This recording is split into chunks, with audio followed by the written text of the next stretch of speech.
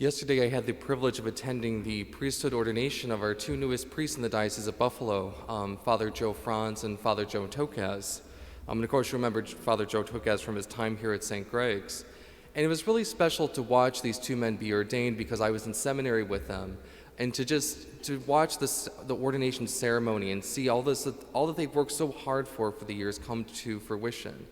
And of course, I just love the ordination ceremony because it's so rich in beautiful symbolism. And one of the most moving parts is that the bishop, the two people to be ordained knelt before the bishop and he lays his hands on them. And then all of the priests get to come and they get to lay their hands on them as well. And what this is showing is it's an invocation of the Holy Spirit. Because we see how the Holy Spirit truly works in the life of a priest, especially in the sacramental life of the church. So in ordination, they receive the gift of the Holy Spirit to be able to carry out their priestly ministry. And this includes things like baptism, where you invoke the Holy Spirit to save souls. The sacrament of penance that we heard about in today's gospel passage, where through the power of the Holy Spirit, priests are able to forgive sins. Through the holy sacrifice of the Mass, being able to confect the Eucharist. Again, you'll see me make this motion above the elements, because that's where I'm calling down the Holy Spirit to change the bread and wine into the body and blood of Christ. And of course, confirmation, especially during the RCIA process, being able to invite the Holy Spirit in a more full way. And of course, the sacrament of marriage, being able to bless marriages through the power of the Holy Spirit. We see how the Holy Spirit is truly at work in the life of the church and the life of a priest. But each and every one of us are called to be instruments of the Holy Spirit in our own way. Because in the old times, when the Lord gave the law to Moses, he wrote them on 10 commandments. But for each and every one of us, through the power of baptism, the Holy Spirit dwells in our hearts. Because to understand the Holy Spirit, we have to realize that God the Father loves God the Son, and God the Son loves God the Father. And the bond of love between them is the Holy Spirit. And that same love that's shared between God the Father and God the Son is the love that dwells in our hearts. And this is the power of the Holy Spirit that guides us through each and every one of our days. And as we heard in today's second reading from St. Paul to the Romans, we have an option. We can live according to the flesh, and we can do what our sinful behaviors want us to do. We can do what the world tells us is a good thing to do. We can do what feels good. Or we can live according to the Spirit.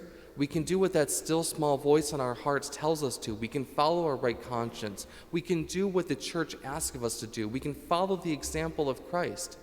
And we can follow the way of the Holy Spirit and follow that way of love. Because we have to remember that our lives are called to be living witnesses to the Holy Spirit's presence in our lives. It's not something that we just keep to ourselves.